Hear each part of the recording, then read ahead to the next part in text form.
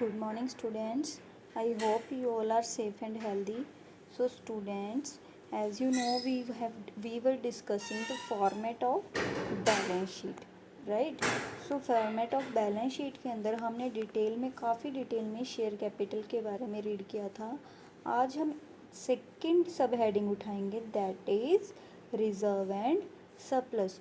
तो आज हम रिज़र्व और सरप्लस के बारे में डिटेल में रीड करेंगे कि कौन कौन से रिज़र्व्स एंड सरप्लस हैं जो इसके अंदर शो करेंगे. मेनली हम सबसे पहले तो हमें ये पता होना चाहिए कि रिज़र्व्स क्या होते हैं.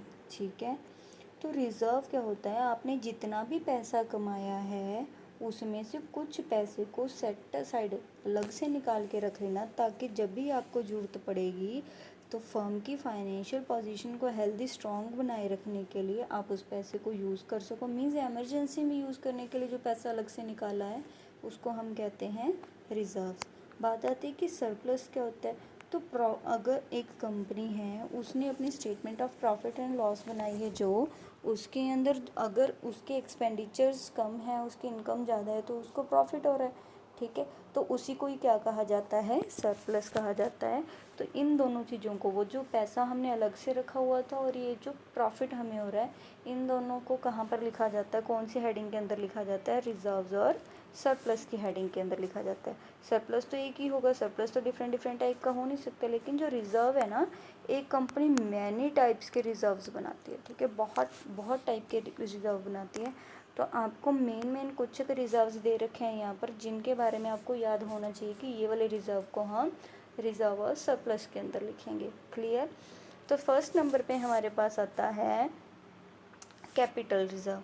अब ये कैपिटल रिजर्व क्या हुआ बच्चे, कई बार जो कंपनी है उसको कैपिटल प्रॉफिट होता है. कैसे हो सकता है कैपिटल प्रॉफिट, मान लो कंपनी ने शेयर्स फॉरफिट कर लिए, कैपिटल प्रॉफिट है. कंपनी ने अपनी कोई एसेट बेच दी, कैपिटल प्रॉफिट है. कंपनी को कोई लॉटरी निकल आई, तब भी वो कैपिटल प्रॉफिट है. तो वो कैपिटल प्रॉफिट को कंपनी अपना नॉर्मल प्रॉफिट नहीं मानती है, वो उसको शेयर होल्डर्स में नहीं डिस्ट्रीब्यूट करती है, वो उस पैसों को निकाल के एक अलग जगह पर रख देती है और उसको कहते हैं कैपिटल रिजर्व. समझ गए. तो वो जो कैपिटल रिजर्व है, आगे फ्यूचर में अगर उन्होंने कोई एसेट खरीदनी है, कोई वैसे कंपनी की फाइनेंशियल पोजीशन के ऊपर कोई क्वेश्चन अराइज हो रहा है, उस टाइम पे वो उस पैसे को यूज़ कर लेते हैं. या फिर हम कह सकते हैं कि वाइंडिंग अप, जब कंपनी को बंद करना है उस टाइम पे इस पैसे को यूज़ कर लिया जाता है. ठीक है, उसके बाद बात आती है कि सेकेंड टाइप का रिजर्व कौन सा हो सकता है, कैपिटल रिडेम्पशन रिजर्व. अब कैपिटल भी पता है, रिजर्व भी पता है, ये रिडेम्पशन क्या होती है. तो बच्चे हमने पढ़ा था कि एक कंपनी अपने शेयर्स को पब्लिक में इशू कर देती है. तो पब्लिक ने कंपनी के शेयर खरीद लिए, कंपनी से शेयर ले लिया. शेयर मान लो ये पेज है, इसके ऊपर उन्होंने लिख के दे दिया. ठीक है, कि ये कंपनी है, इसके ऊपर इतने शेयर्स हैं, इतने रुपए का एक शेयर है, ये इतने टाइम के लिए इतना डिविडेंड मिलेगा. तो सब कुछ लिख के उन्होंने एक पेज पर दे दिया, और कंपनी बंदे के पास ये प्रूफ हो गया मेरे पास शेयर है. कंपनी ने अब उसका पैसा यूज़ कर लिया. मान लो उसने 5,000 शेयर थे, 100 रुपये का एक था, तो 5 लाख रुपए उस बंदे ने कंपनी को दे दिए. अब वो 5 लाख रुपए कभी ना कभी तो उस बंदे को वापस करने पड़ेंगे ना कंपनी को. तो जब कंपनी शेयर होल्डर को उसका पैसा वापस करती है, उसको क्या कहते हैं, रिडीम करना. उसको एक स्पेशल वर्ड दिया जाता है, रिडीम करना. मान लो मैं एक कंपनी हूँ, मेरे शेयर किसी ने खरीदे हुए थे, तो जब मैं उस बंदे को उसका पैसा वापस करूँगी, अपना शेयर उससे वापस लूँगी और उससे के पैसे उसको वापस कर दूँगी, उससे अपना शेयर ले लूँगी, उसको कहा जाता है कि शेयर्स को रिडीम करना. ठीक है, तो जब मुझे रिडीम करना है, उसका पैसा वापस करना है, एकदम से इतना पैसा देना पड़ेगा शेयर होल्डर को, तो 1 साल के प्रॉफिट में से तो निकालना इम्पॉसिबल है. तो कंपनी क्या करती है, हर साल अपने प्रॉफिट्स में से कुछ कुछ हिस्सा निकालती रहती है, ताकि आज से 5 साल बाद, 10 साल बाद जब भी शेयर होल्डर के पैसे देने होंगे तो इस रिजर्व में से निकाल के दे देंगे. इसको क्या कहा जाता है, इसको कहा जाता है कैपिटल रिडेम्पशन रिजर्व. कहने का मतलब शेयर्स को का पैसा वापस लौटाने के लिए जो रिजर्व बनाया जाता है उसको कहते हैं कैपिटल रिडेम्पशन रिजर्व. समझ गए. नेक्स्ट है हमारे पास सिक्योरिटी प्रीमियम रिजर्व.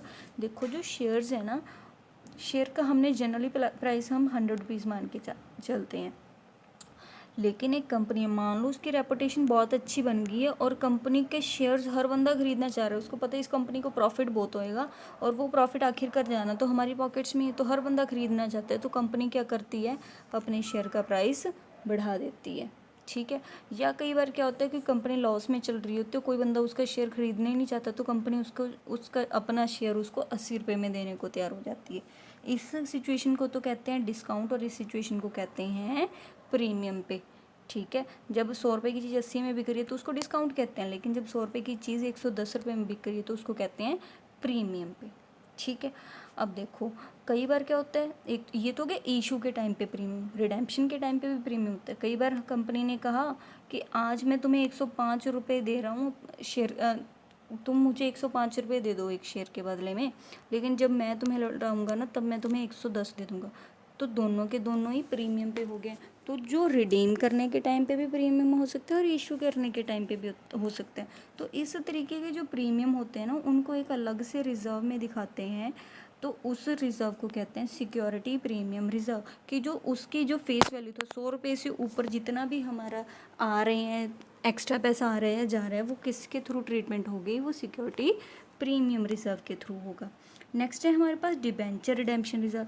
जैसे मैंने आपको बताया था ना कि शेयर होता है, कंपनी का मालिक बन जाता है।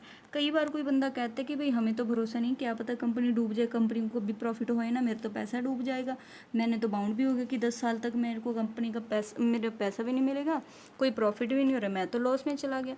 अब वो बंदा क्या कहता है कि मुझे ना तुम एज ए लोन ले लो मेरे से पैसे, तो और मुझे बदले में लिख के दे दो, तो है सब कुछ वही चीज़, बस अब क्या है कंपनी का मालिक नहीं कहलाएगा, वो कंपनी का क्या कहलाएगा, क्रेडिटर कहलाएगा। काइंड ऑफ मीन्स कि उसने कंपनी को लोन दे रखा है, तो इसको कहा जाता है डिवेंचर। ठीक है। डिटेल में हम पढ़ेंगे जब डिवेंचर का चैप्टर करेंगे बच्चे। उसके बाद सिमिलरली जैसे शेयर्स के केस में होता है वैसे डिवेंचर इशू करते हैं, वैसे ही सिमिलरली पैसा अरेंज किया जाता है, सब कुछ वैसे ही रहता है। तो जैसे हमें शेयर्स का पैसा वापस करना पड़ता है कुछ सालों के बाद, वैसे ही डिवेंचर्स का पैसा रिडीम करना पड़ता है। तो डिवेंचर का पैसा रिडीम करने के लिए जो रिजर्व बनाया जाता है उसको कहते हैं डिवेंचर रिडेम्पशन रिजर्व। उसके बाद बात आती है रिवैल्यूएशन रिजर्व। रिवैल्यूएशन रिजर्व क्या होगा बच्चे, मान लो देखो कंपनी के अंदर कोई नया पार्टनर आ गया, किसी की डेथ हो रही है, कोई रिटायर हो रहा है, तो हमें पता है हमें अपनी जो फाइनेंशियल स्टेटमेंट है हमें एक रिवैल्यूएशन अकाउंट बनाना पड़ता है। ठीक है। तो उस टाइम पे जो भी हमारा प्रॉफिट और लॉस हो रहा है या उस टाइम पे जो हमारी अकाउंटिंग ट्रीटमेंट्स उनको डील करने के लिए हम एक रिजर्व बनाते हैं उसको कहते हैं रिवैल्यूएशन रिजर्व। इसके आपको सिर्फ नाम पता होना चाहिए कि रिवैल्यूएशन रिजर्व है, ये रिजर्व और सरप्लस के अंदर आएगा। आपको इसकी अकाउंटिंग ट्रीटमेंट या कुछ भी आपके एग्जाम में नहीं आएगी। ठीक है।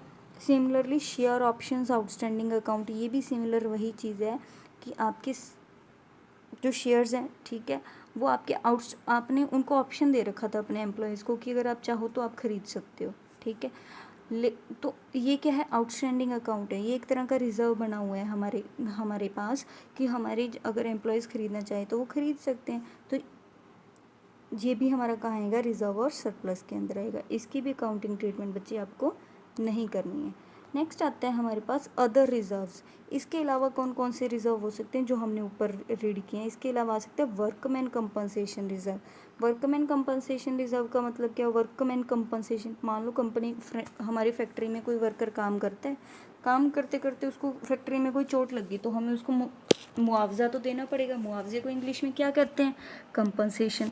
तो उसको वो कंपनसेशन मुआवजा देने के लिए कंपनी क्या करती है, हर साल अपने प्रॉफिट में से कुछ हिस्सा निकाल के रख लेती है साइड पे कि अगर हमें कल कोई मुआवजा देना पड़ भी गया तो इसमें से दे देंगे। तो इस तरीके के लिए जो रिजर्व बनाया जाता है उसको भी हम क्या कहते हैं, वर्कमैन कंपनसेशन रिजर्व कहते हैं। नेक्स्ट है investment fluctuation reserve. Investment fluctuation reserve क्या होता है, देखो मान लो कंपनी की कोई इन्वेस्टमेंट्स है, कोई सिक्योरिटीज़ है, कोई एसेट्स हैं, ठीक है, उसकी वैल्यूज़ क्या है, फ्लक्चुएट होती रहती है। मार्केट वैल्यू तो चेंज होती रहती है, कभी किसी प्रॉपर्टी का रेट बढ़ गया, कभी किसी का कम हो गया। तो वो फ्लक्चुएशंस अगर ज़्यादा हो गई है और उसकी वजह से कंपनी को बहुत ज़्यादा लॉस होने लग जाए तो कंपनी की तो फाइनेंशियल पोजीशन ख़राब हो जाएगी। तो ऐसी सिचुएशन में कंपनी की फाइनेंशियल पोजीशन ख़राब ना हो तो कंपनी क्या करती है, एक रिज़र्व बना के रख लेती है ताकि अगर कंपनी को कोई लॉस हो रहा है ऐसी सिचुएशन में तो हम यहाँ से उसको कवर अप कर लेंगे। ठीक है।